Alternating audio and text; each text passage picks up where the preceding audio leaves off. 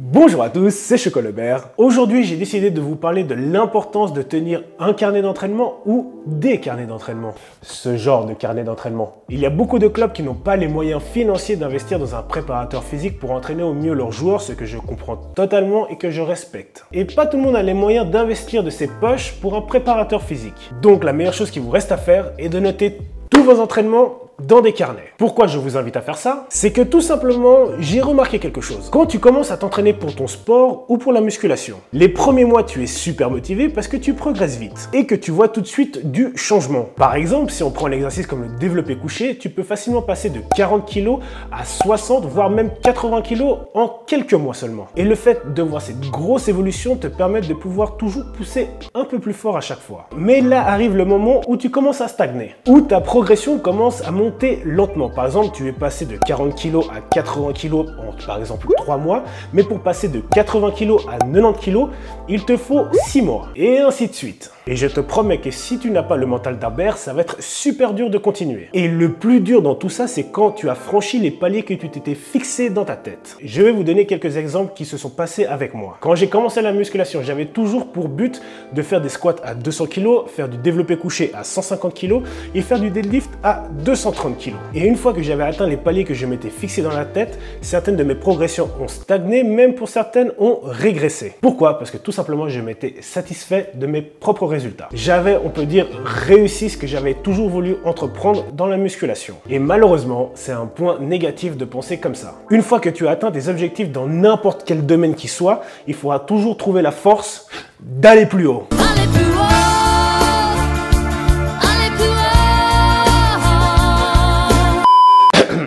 Bref. Donc si tu es vraiment motivé et que tu veux progresser, le fait de tenir un carnet d'entraînement va t'obliger à chaque entraînement de te donner au minimum aux 105% de toi-même. Car quand tu vas ouvrir ton carnet d'entraînement et que tu vas voir les performances que tu as fait la semaine dernière, dans ta tête ça va donner « Mec, je peux pas faire moins bien que la semaine passée, c'est juste pas possible ». Même si tu es fatigué ou que tu n'as pas trop la motivation, je te jure que ça te force mentalement à bien t'entraîner. Donc comment faire pour tenir au mieux un carnet d'entraînement? Je vais t'expliquer comment j'ai fait, après libre à toi de faire comme tu veux. Déjà, comme tu peux le voir, j'ai acheté 5 cahiers différents. Pourquoi? Parce que je m'entraîne 5 fois par semaine à la salle pour prendre du gains. Et mes entraînements complémentaires que je poste sur Insta le samedi et le dimanche quand je fais par exemple de la pliométrie, de l'explosivité, etc., etc., je note tout simplement pas sur des cahiers parce que c'est des entraînements bonus sur des exercices que j'ai besoin d'améliorer. Et la grande question que je pense que vous vous posez, c'est pourquoi j'ai acheté 5 cahiers d'entraînement et pas un seul. La seule et bonne raison, c'est que comme ça, quand je m'entraîne, j'ai pas besoin de feuilleter 5 pages en arrière pour voir ce que j'ai fait la semaine précédente sur le même exercice. Là, par exemple, dans le carnet ischio, je sais que j'ai qu'à tourner qu'une page et je me retrouve directement avec l'entraînement de la semaine précédente. Au final,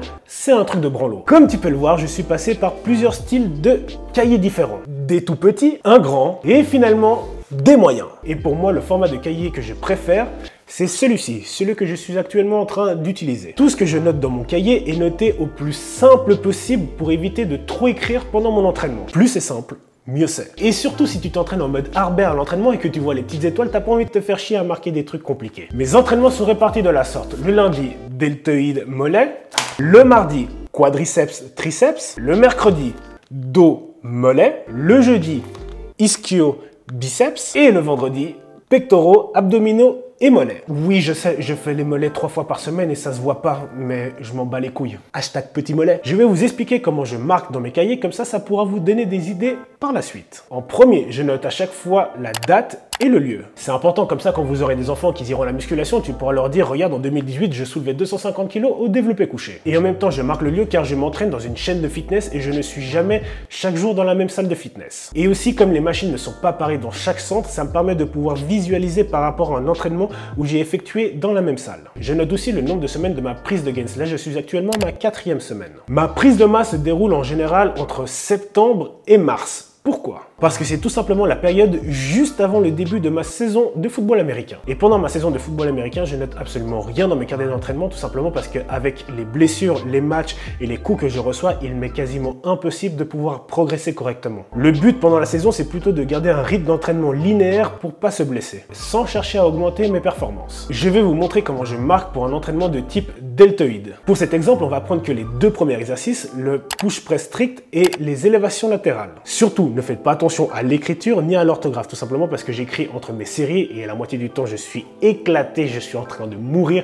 J'écris vraiment au plus simple et ça m'arrive des fois de faire des fautes d'orthographe, désolé. Et aussi, bordel de merde, c'est un cahier qui m'appartient, j'ai pas besoin de le montrer à personne à la base. Pour ces deux exercices entre la fin de ma prise de masse en mars 2018 où je faisais 100 kg au poids de corps et le début de ma prise de gains qui a commencé en septembre 2018 où je faisais 92 kg, je n'ai pas perdu 1 gramme de force et j'ai même réussi à augmenter quelques répétitions sur certains exercices. Ce qui est plutôt pas mal. Voilà déjà l'un des avantages de tout marquer dans ces carnets d'entraînement, c'est que tu peux faire des comparaisons par rapport à des périodes bien précises de ta préparation. Et si je vous montre mes stats de 2014, j'ai littéralement explosé le niveau performance. Dans mes carnets d'entraînement, je note toujours de la sorte. En haut, je note toujours le nom de l'exercice et des fois, je modifie un peu le nom pour éviter de marquer des noms à rallonge. Ensuite, je marque toujours la charge de travail en premier sans marquer kilo. Et le nom qui suit juste après, c'est le nombre de répétitions. Comme ça m'évite de marquer inutilement dans tous mes cahiers kilo et répétitions à chaque fois. Ça m'économise de l'encre, du temps et c'est beaucoup plus joli visuellement, je trouve. Et ensuite, les semaines d'après, vous faites exactement les mêmes exercices que la première semaine. Bien sûr, j'ai pas besoin de vous le dire, faites des exercices qui sont adaptés à votre sport et à votre position. Ne copiez pas bêtement l'entraînement d'un bodybuilder si vous faites un autre sport, par exemple comme du football américain, du rugby ou du soccer. Chaque sport et chaque position a des entraînements bien spécifiques. Après, c'est à vous de faire des recherches sur internet. Et à chaque entraînement, vous essayez d'augmenter soit vos nombres de répétitions ou soit votre charge de travail. Ou les deux si vous êtes en mode hardbear. Et en général, au bout de la 4e semaine, c'est là où ça va se corser pour vous parce que votre corps sera habitué à cet entraînement. Et c'est là où la prise de gains deviendra intéressante. Vous n'arriverez plus du tout à progresser aussi vite qu'au début. En général, pendant ma préparation, les 3-4 premiers exercices ne changent pas tout au long de ma préparation. Par exemple, pour un entraînement quadriceps, pendant toute ma période de préparation, je vais commencer toujours par les mêmes exercices. Back squat, front squat et leg extension. Et les exercices d'après, en général, je les modifie. Et à la fin de chaque séance, quand vous avez le temps, vous marquez en vert tout ce que vous avez progressé et en orange tout ce que vous avez régressé. Par exemple, si on compare ma 3e semaine et ma 4e semaine d'entraînement deltoïde, on peut voir que j'ai progressé sur mes charges, mais j'ai aussi diminué à un endroit mon nombre de répétitions. Le travail que j'aurai à faire la semaine précédente va être d'augmenter le nombre de reps sur l'exercice où c'est marqué tout simplement en orange. Et par la suite, je vais intégrer de plus en plus la couleur bleue. La couleur bleue est très importante pour moi parce que c'est bien de vouloir aller à la salle de pousser lourd, mais il faut aussi pousser intelligemment. Il ne faut pas se cramer bêtement sur les premiers exercices, il faut aussi garder de la force pour le reste de l'entraînement. Et si tu commences à avoir trop d'orange dans ton carnet, là, il faut se poser la question et se dire, ok, là je pousse peut-être un peu trop lourd au début, il faut que je réduise ma charge au début pour pouvoir pousser plus après. Bordel.